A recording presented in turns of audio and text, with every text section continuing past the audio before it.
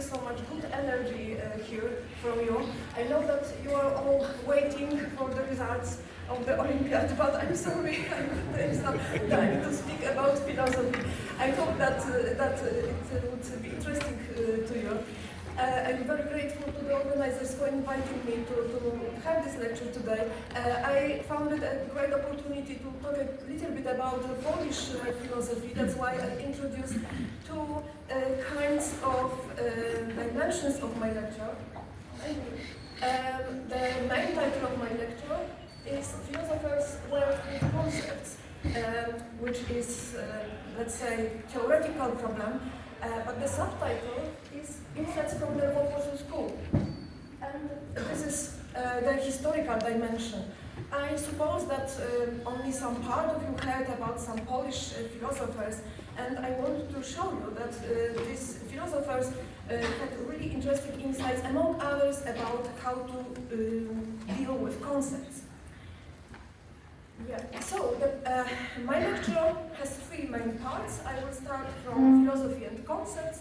The second part, I will speak a little bit about the Lvov-Warsaw School. And in the third part, I will mix these two dimensions, and I will say a little bit about dealing with concepts in the tradition of the Lvov-Warsaw School. I will end with some invitation to analyze some concepts, to invite you to analyze, make some analysis and reconstructions by yourself. So let's start with part one, philosophy and concepts. I think that all of you already know what is the subject of the International Philosophy Olympiad this year, freedom and reason. Well, freedom and reason are beautiful philosophical concepts. I got this beautiful bag and this beautiful t-shirt with these two terms, freedom and reason, and I will wear it with pride. And I will also think about the meanings of these concepts and how are they important in philosophy, but also in our everyday life. I know that Professor Paweł already talked about reason. Today I will talk a little bit more about freedom, but just as an example of object of analysis. So, if we ask, what is freedom? How can freedom be defined? What does it mean to be free individual? What does it mean, the freedom for societies and nations? What does it consist in? What are the different types of freedom? What are the limits of freedom? If we ask, what is reason? How can we define the term reason? What are various meanings of this term? What does it mean to act reasonably? What does it mean to be rational or reasonable? And what does it consist in? Well, when we ask such problems, when we examine the problems posed by these questions, we are working with concepts. Concepts and analysis of them, dealing with them, is present in philosophy from the very beginning. Let's see Socrates walking through the streets of Athens, asking people what is justice, what is beauty, what is love. Let's look at Aristotle, who looks at the world and asks what are the essences, and fixing these concepts in definitions. Let's look at Thomas Aquinas, let's look at Idea Fiori of Bacon, let's look at more contemporary philosophers as Romain Gardner, who examined what is literary work and so on. Let's look at Alfred Tarski, who provided the definition of the concept of truth. Let's look at Gettier and his famous Gettier problem, in which he examined the problem of this knowledge. So concepts are fundamental interests of philosophers. Philosophers also work, of course, with other areas, with other issues like problems, theses, arguments, and entire theories. But the components of all these entire theories are always concepts. So philosophical work therefore begins with analysis and refinement of concepts. Let's look at the quotation that I suppose you all know already from Aristotle. The origin of action, its efficient, not its final cause, is choice. And that of choice is desire and reasoning with a view to an end. This is why choice cannot exist either without reason and intellect or without a moral state. For good action, its opposite cannot exist without a combination of intellect and character. very beautiful quotation. How many of you choose this this to write about it? Oh, congratulations! That is really difficult and so complicated statement because it involves so many concepts from so many different areas of philosophy: origin, action, efficiency, final cause, choice, desire, reason, intellect, moral state, good, character. Really, congratulations. So, philosophers are interested in concepts, of course, but what concepts? Let's start with this question. Well, first of all, philosophical concepts belonging to various philosophical disciplines. Ontology, such as concept of part and whole, relation, cause. Epistemology, concepts like knowledge, belief, truth. Ethics, concepts like good, freedom, justice. Aesthetics, concepts like beauty, creativity, taste. And the concepts of logic, of course, I include philosophical logic to philosophy, of course, it has also this mathematical dimension. The concepts of entailment, argumentation, and so on. Philosophical concepts are only a part of philosophical conceptual interest. Philosophers are also interested in concepts drawn from many other disciplines, from all special disciplines like mathematics, physics, chemistry, sociology, music theory.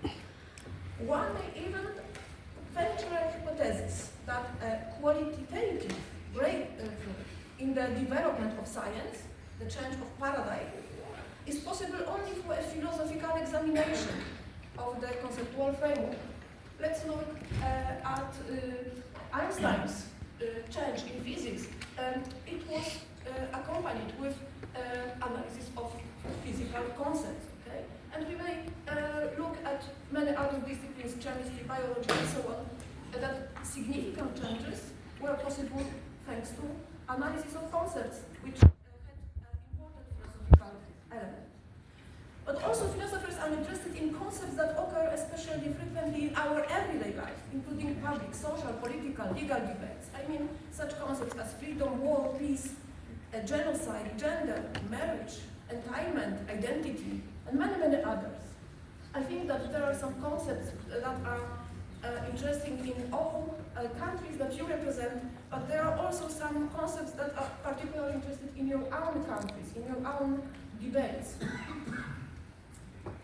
So, of course, as philosophers, we have to ask also such a question.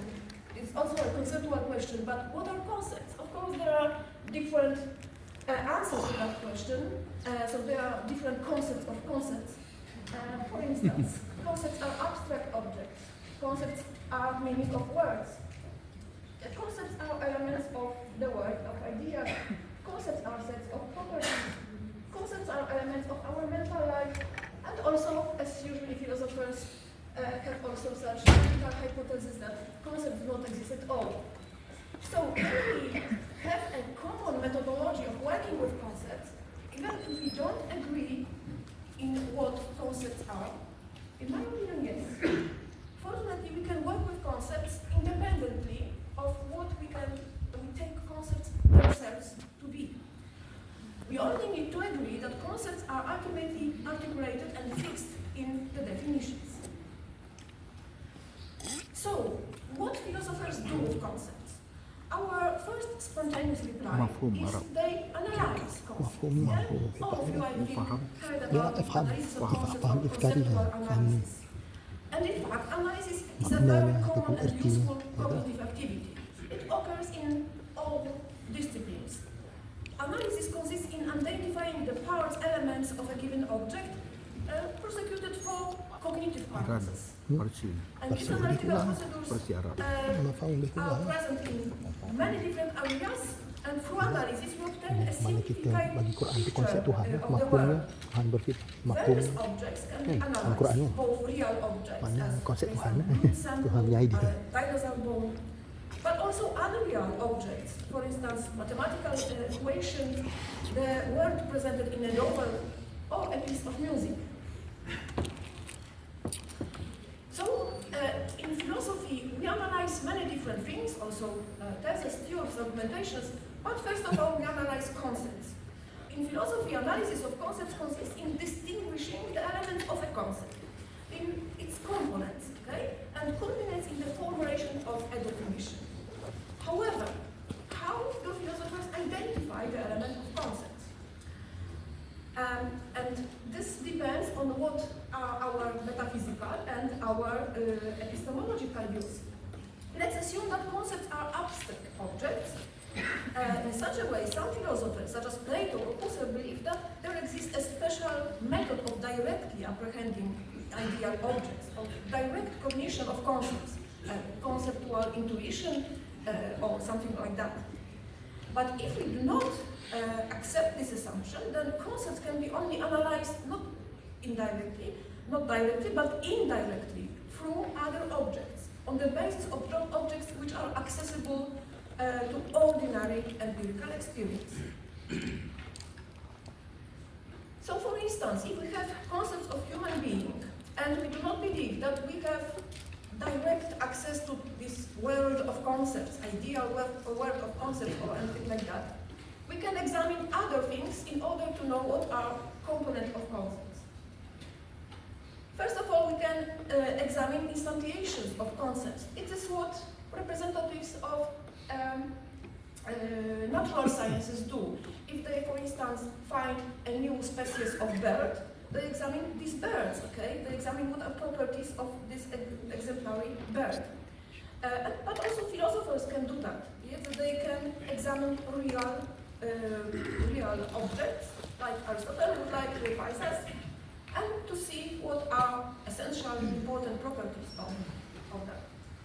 But also, we may analyze carriers of the concept, namely how people use the term human being, the term human being. And that's what usually analytical philosophy is characterized like, okay? That philosophy, analytical philosophy starts with language, with the analysis of language. I would like to emphasize that analytical philosophy should not limit itself to the analysis of language. Philosophers also would look at the world as it is, not only as the world is described. So we have carriers and instantiations of concepts, and these we can identify as empirically accessible objects, and they constitute the empirical basis or corpus of analysis. But unfortunately, analysis of concepts is not enough. Unfortunately, you can decide. Analysis of concepts is not only thing philosophers can do and should do with concepts. Very often, it turns out that a given concept cannot simply be analyzed, cannot be broken down into its components in a satisfactory way. Why? There are many possible reasons. Firstly, because there is no single ready-made concept we are looking for, because the existing definitions are insufficient and needs to be revised by constructing a new one, because sometimes we must adapt an existing concept to a changing world or to an evolving conceptual scheme. Sometimes language expressions are used in different senses. They are often unstable and vague. Sometimes, instead of a single concept, we need to distinguish several concepts, that is to make a conceptual distinction, something which was especially valuable in the school of Franz Brentano. Yeah, for instance, as you know, Plato proposed the following definition of human being. Human being is a figureless two-word creature. But this definition was criticized by Brozek, who argued that a plucked chicken is a figureless bite, yet it is not a human being. This was, we might say, a practical experiment which was intended to refute the definition. So Aristotle proposed another definition. Human being is a rational animal. But is that enough? Of course not. Philosophers refined this definition, proposed different concepts of human being, like human being is a rational substance and immortal soul. Human being is autonomous and moral creature capable of acting according to moral law. Human being is an abhorrent creature, or human being is a rope stretched between the animal and the other man. Okay? that all of you can identify which philosophers proposed these definitions. So, it seems that analysis must usually be connected with various corrective activities. Philosophers not only analyze, but correct concepts. They construct, they reconstruct concepts.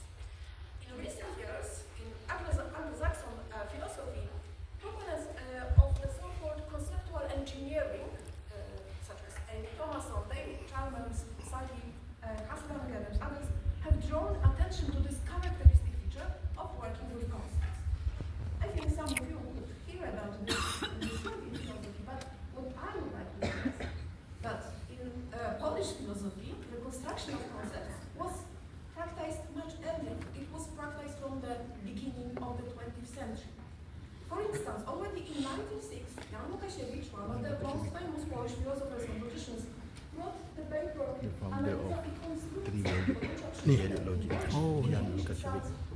and Construction. In the first part of this paper, which is strictly methodological, he writes why concepts cannot be simply analyzed, why we have to reconstruct them, we have to propose correct concept of cause. And he also proposed some advices how to do it, how to reconstruct concept in order to make it correct.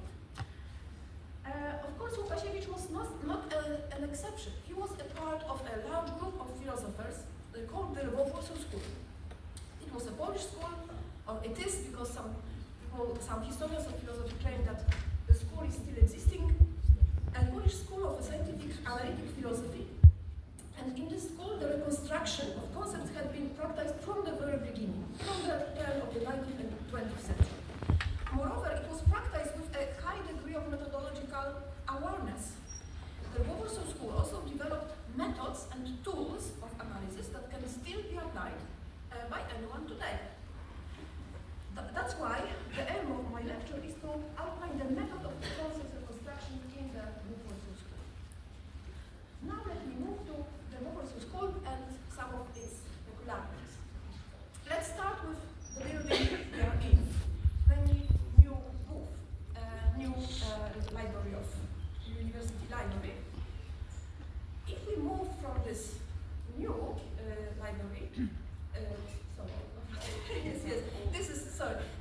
we are in the old booth, but if we move to new booth, which is only about 50 meters from here, going to the river, Vistula River, you will find a building in which there is a beautiful monument. How many of you visited our library? Oh, not so many. So I really encourage you to make this walk after our meeting, because on the entrance to this library, we have this beautiful monument. And guess who is on this monument? Philosophers and logicians from the Warsaw School. Are there any such a monument of philosophers in your countries? Isn't it incredible? So these are polyphony, these are creative fathers of the Warsaw School. Kazimierz Twardowski, Jan Łukasiewicz, Alfred Tarski, and Stanisław Leśniewski. Why these philosophers and logicians have their monument in our new library? They are leading figures of the most distinguished Polish philosophical tradition of the Warsaw School and renowned Warsaw School of Logic. Their achievements in philosophy and the application of logic in philosophy have become a lasting part of general cultural heritage. But let's remember that the Warsaw School is far more than just this most famous representative. Let's remember that philosophy was practiced in Poland from the beginning of the Jagiellonian University. Jagiellonian University was founded in Krakow, which was the previous capital city, already in the 14th century. So we have really long tradition of philosophy. And from the end of the 18th century, the tendency towards scientific and philosophy became stronger. And the founder of the Warsaw School was Kazimierz Twardowski, this guy on the right, who was a Pole born in Vienna and educated in Vienna by Franz Brentano, who wanted to instill a philosophical spirit of Brentano in Poland. And he moved to Lvov, which was then a part of the Polish province of Austro-Hungary. Presently, Lvov is a part of Ukraine. And that's when the history of the Lvov-Warsaw School started. The history started in 1895 when Kazimierz Twardowski took his chair in philosophy. And thanks to his unusual didactic skills and efforts, Twardowski founded a strong school of scientific philosophy.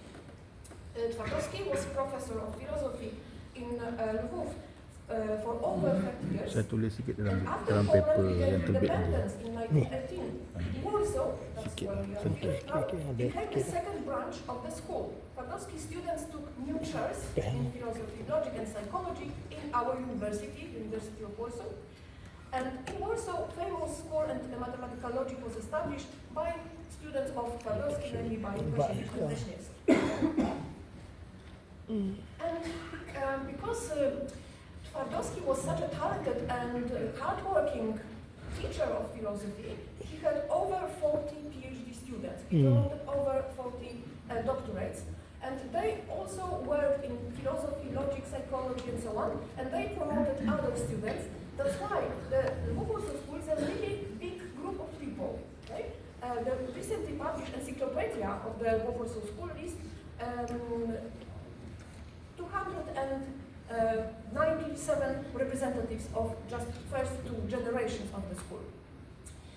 And generally speaking, one may venture that the Lvov-Warsaw School was the largest, the best documented, because we have really lots of photos from this early period, philosophical school on the 20th century, and perhaps also outside this century. And it was evidenced by hundreds of photographs and other documents. It was also the most feminized philosophical school. I'm so glad that there are so many female philosophers here in this room. But you have to remember that women got the right to study in Poland, in Polish territories, in the end of the 19th century. In fact, the beginning of the 20th century. And at the beginning, it was very, very difficult for women to study, not speaking about working in philosophy. And the Lvov-Warsaw School was an exception, because 1/3 of all members were female. And they were not only students, but they worked independently, they got their doctorates, then habilitations and chairs in philosophy, psychology, and logic. But it's another story. Today we are focusing on concepts. Because there are so many teachers of philosophy here with us, it is important to mention that the Lvov-Warsaw School was really a school, and the didactics of philosophy was really important.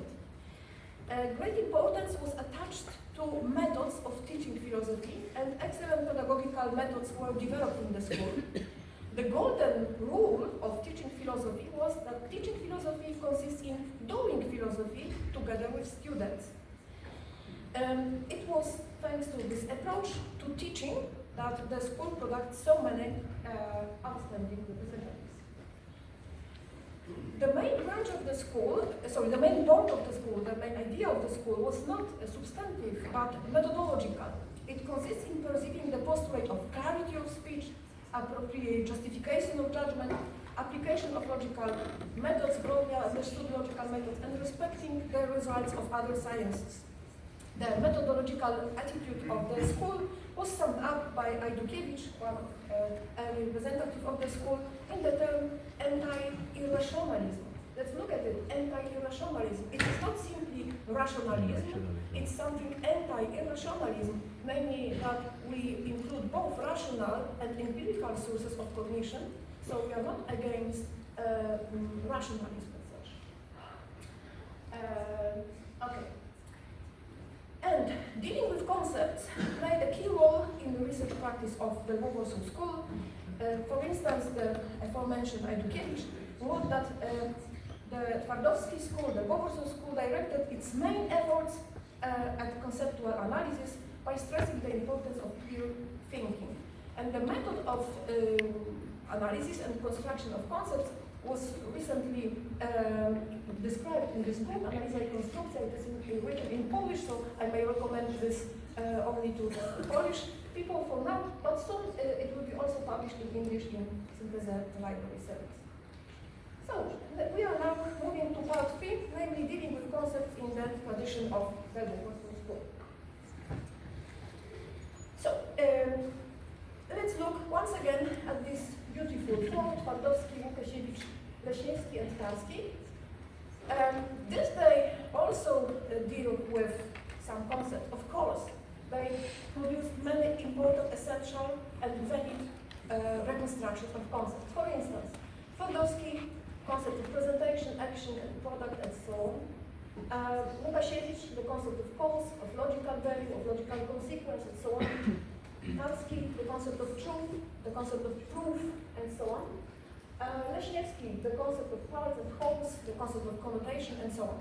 But also other members of the Warsaw School produced so many beautiful analysis and reconstruction of concepts.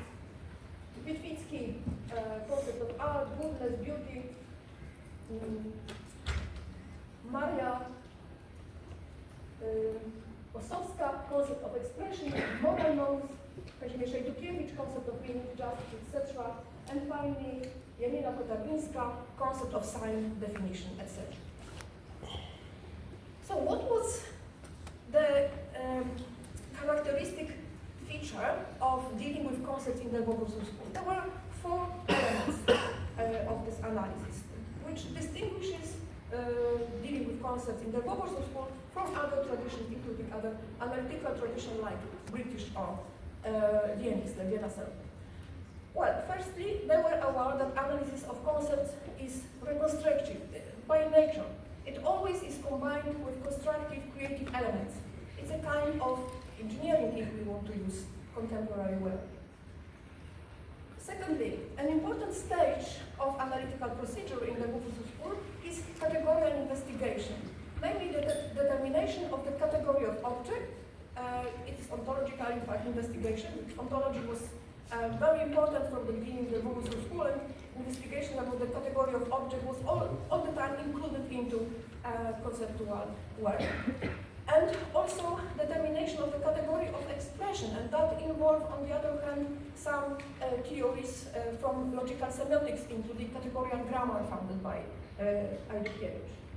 Thirdly, what was the empirical basis of this procedure?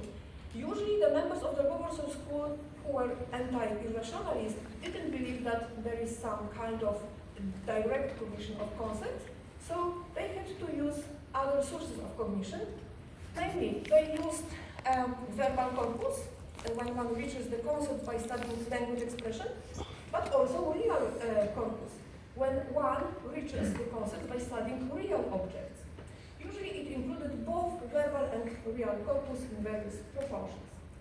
And finally, analytic procedures applied by the members of the school are independent from their views on what concepts are. Okay? The members of the school differentiated with respect to what concepts are. For instance, Łukasiewicz believed that concepts are abstract objects, but Tarski didn't believe in abstract objects at all. He believed that there are some expressions which are things, and there are definitions which are things, and that's all. Okay? But still, Tarski produced the analysis of the concept of truth. So you don't have to believe that there are some special beings like concepts in order to prosecute good analysis. Yeah, and now I promised to invite you to prosecute your own analysis, to make your own analysis and reconstruction of concepts. But if you want to do it, you will need some algorithm. Okay, so I will show you such an algorithm, and I will then invite you to prosecute some independent analysis of it. So, if you want to analyze any concept, the concept of reason, the concept of freedom, the concept of cause, the concept of marriage, anything you like, you have to start from indicating your analytical corpus. Of course, if you are like Husserl or Plato and you believe that you have some direct access to ideal object, you have to just develop this kind of cognition. But if you don't believe it, I don't believe that we have direct access, you have to work with empirical data. Okay? So what are these empirical data philosophers may collect in order to work with concepts? Well, these empirical data are very diversified. So the corpus of analysis is material or verbal, that's the first distinction. Material corpus is a collection of selected instances of concept. A verbal corpus consists of selected statements in which a carrier of the concept occurs. Now, the elements of the corpus can also be divided into real and imaginary. Yes, I know that philosophers usually do not enter laboratories, they prefer to sit on their chairs, and they prefer to use their imagination instead of some laboratory experiments. So, of course, they can use both real elements which are parts of external worlds, but also imaginary. They can present themselves, imagine some elements of the corpus. So, if we compose these two classifications into material and verbal and into real and imaginary, we got four kinds of corpus that philosophers can use. Firstly, real objects around us. If we want to analyze what is chair, we just look at real chairs, right? Secondly, material imaginary. Imagine objects.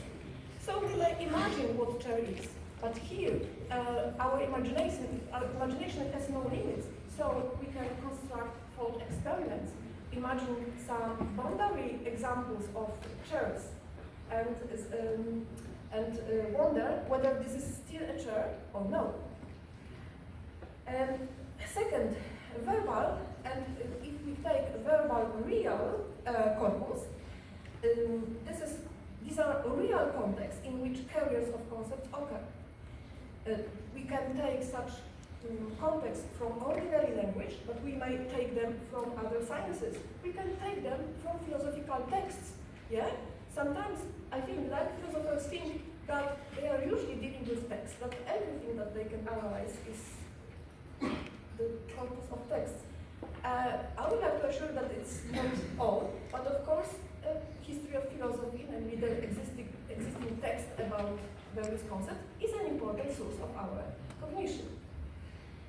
And finally, there is something I call verbal imaginary corpus, namely imagined context, namely so-called linguistic intuitions of a philosopher.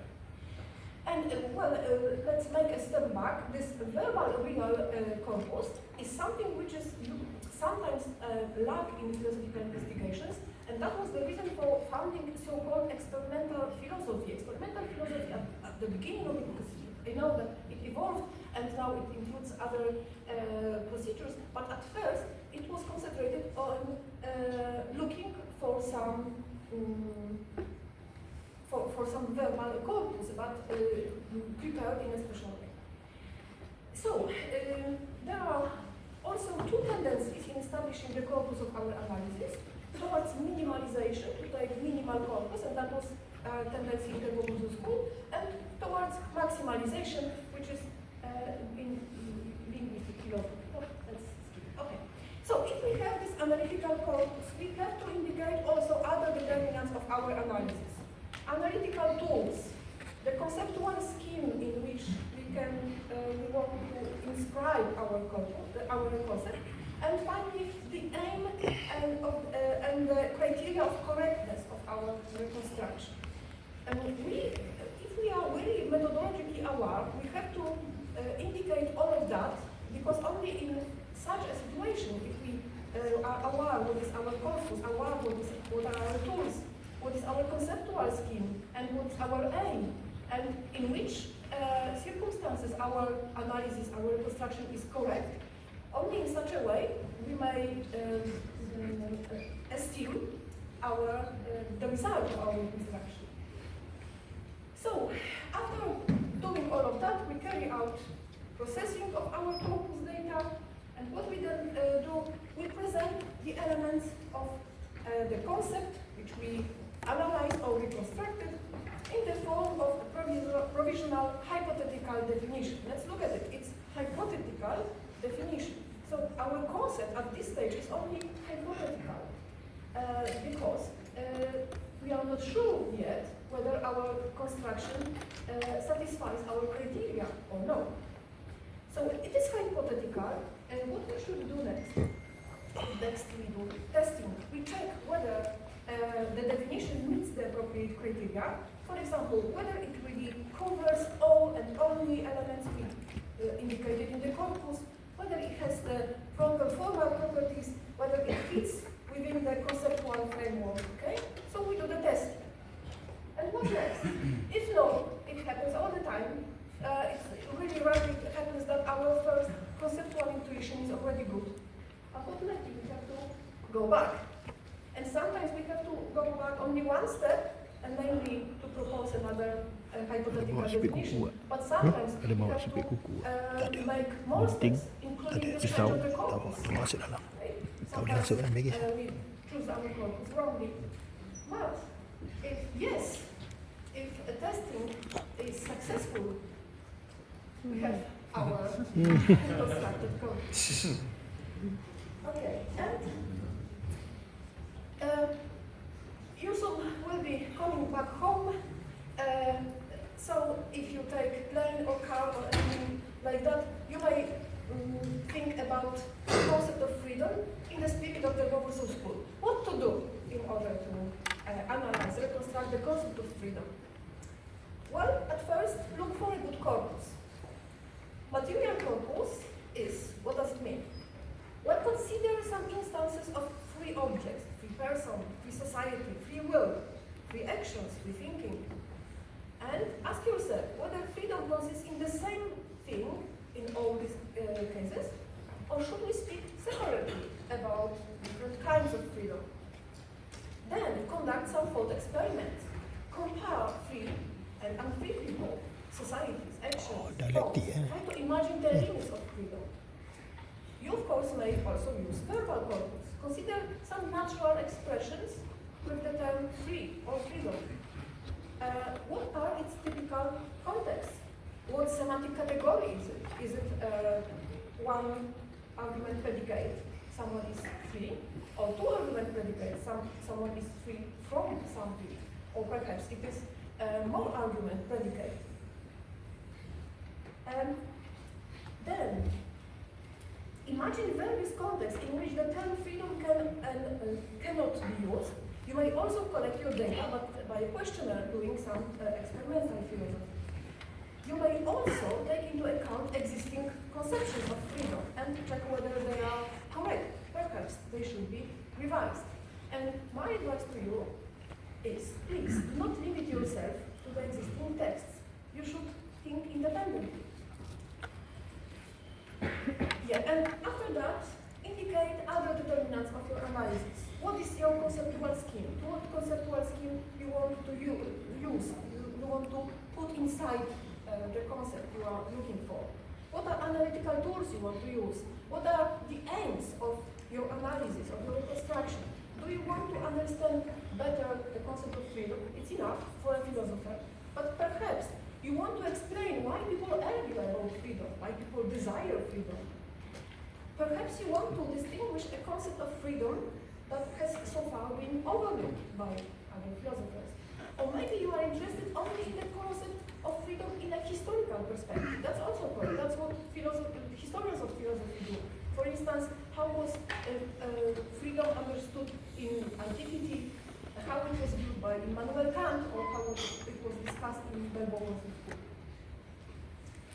So then, examine your corpus, look for the essence if you believe that there are some essence, or look for just good definitions for the definition of your concept. Formulate your hypothetical definition, and then test it. What does it mean? Check whether your proposal meets the requirements you indicated. Confront it with other corpuses. Make more thought experiments. They are very good in testing your hypothesis. And please remember that the best testing ground for a philosopher is always discussion. Discussing your proposals with other philosophers. Talk about your construction with your teacher, with your colleague. with them. Together we can achieve much more. And if needed, if your hypothesis is not correct, please repeat the procedure. Yeah, I know that I'm talking already too long, so some closing remarks. Please remember that concept reconstruction may seem like an unnecessary, unimportant. For sure, it is not so attractive procedure at first glance. But in my opinion, it is of great significance. Among other things, it eliminates verbal disputes. Moreover, reconstructing concepts is an important part of social role of philosophy.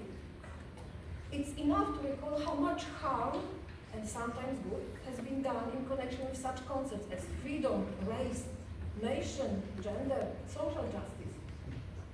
A philosopher who reconstructs a concept must be aware of the responsibility that rests on philosophers and carefully examine the limits of their conceptual interventions.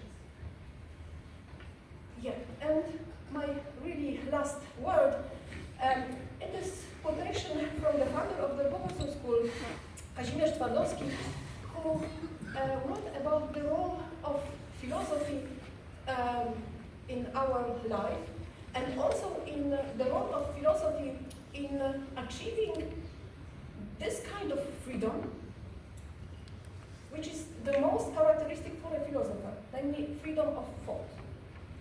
Freedom of thinking is something that cannot be taken from you by anyone. Of course, it is very difficult to achieve freedom of thinking. You are never fully free in your thinking. And of course, there are many factors outside that try to limit your freedom, like social media, internet, AI, and so on. But if you choose philosophy, you are on the best way to think freely. So that's Kazimierz Twardowski. Philosophy awakens in us a criticism that protects us from blindly yielding to authorities, from comfortably setting into our pleasing intellectual habits, and also from excessive confidence in our human, so very limited reason. It makes us demand clarity and precision, whenever saying reason in your life, and to combat all kinds of faults that seek through the intoxication, vagueness, the transferability of details, and the transparency of the whole. It teaches us to utilize the numerous concepts used without deeper reflection by the particular sciences, and enables us to become aware of the equally numerous assumptions that guide our reasoning and actions in everyday life, in its daily practice. For it is also characteristic of the philosopher in this domain that they do not merely carry out chosen, more or less voluntarily adapted actions, but rather reflect on what they do. They make their conduct, its motives, methods, and aims the object of their own reflection. I know that you are all waiting for the results of the Olympiad. Olympiad is a kind of competition, and there are some medals, first, second, and other places. But please believe me, you are all winners. Why? Because you chose philosophy. You chose philosophy. You are biased.